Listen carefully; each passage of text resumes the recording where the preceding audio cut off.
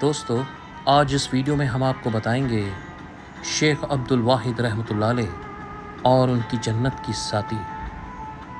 شیخ عبد الواحد رحمۃ اللہ علیہ فرماتے ہیں کہ ایک بار میں نے اللہ تعالیٰ سے دعا مانگی کہ اے اللہ، آپ کو جنت میں جس کو میرا ساتھی بنانا ہے، دنیا میں ہی میری اس سے ملاقات کرا دیجیے۔ فرماتے ہیں کہ مجھے خواب میں بتایا گیا کہ حبشہ کی رہنے والی ایک عورت میمونہ ہے جو جنت میں تمہاری ساتھی بنے گی۔ لہٰذا میں اس بستی کی طرف چل پڑا۔ جا کر بستی والوں سے پوچھا تو انہوں نے بتایا کہ وہ تو بکریاں چراتی ہے، اس وقت باہر کہیں بکریاں چرا رہی ہوں گی۔ فرماتے ہیں کہ میں چل پڑا۔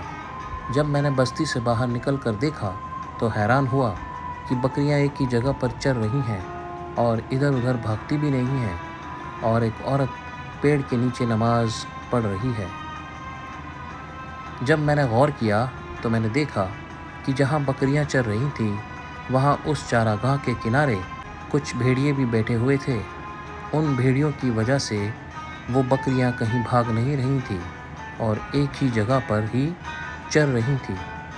جب اس عورت نے سلام پھیرا اور مجھے دیکھا تو کہنے لگی، عبد الواحد، اللہ رب العزت نے ملاقات کی جگہ جنت بنائی ہے تو پھر تم دنیا میں کیسے آ گئے؟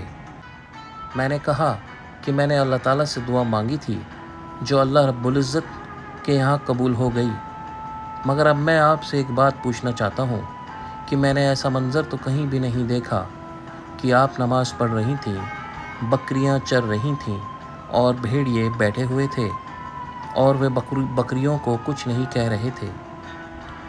مجھے اس کا راز سمجھ میں نہیں آیا۔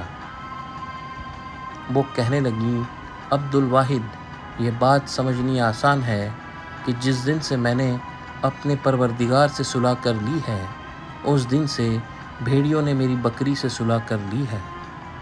معلوم ہوا کہ فاذکرونی اذکرکم کا ایک مطلب یہ بنا کہ اے بندو، تم مجھ سے صلح کر لو، میں مخلوق کی تمہارے ساتھ صلح کر دوں گا۔